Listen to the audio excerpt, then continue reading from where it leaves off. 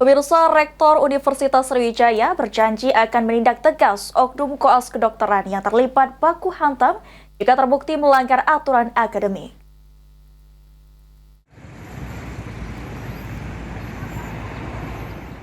Dikemukakan Rektor Universitas Sriwijaya Profesor Taufik Marwa, pihaknya mengutuk keras kejadian tersebut dan akan menindaklanjuti permasalahan tersebut.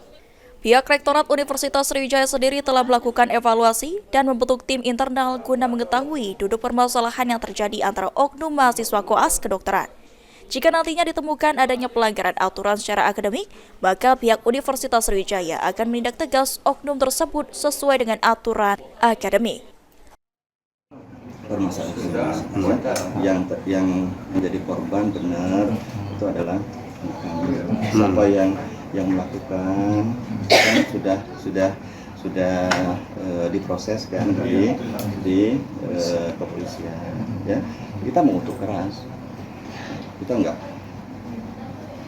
kita mengecam kekerasan apapun bentuknya, apapun alasannya gitu ya, apapun alasannya. Karena itu kita serahkan kasusnya ke, ini kan kasus kriminal ya, gitu ya, tidak pidana kriminal yang dilakukan oleh siapa? Bukan oleh mahasiswa kami, bukan oleh anak kami.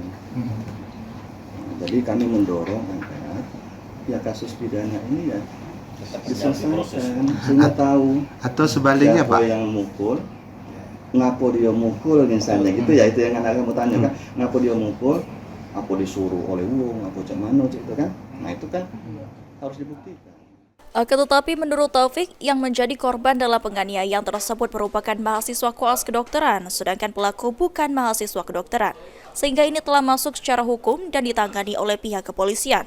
Kini, tim yang dibentuk Rektorat Universitas Sriwijaya ini akan melakukan kerjasama dengan pihak kepolisian guna menuntaskan masalah yang terjadi.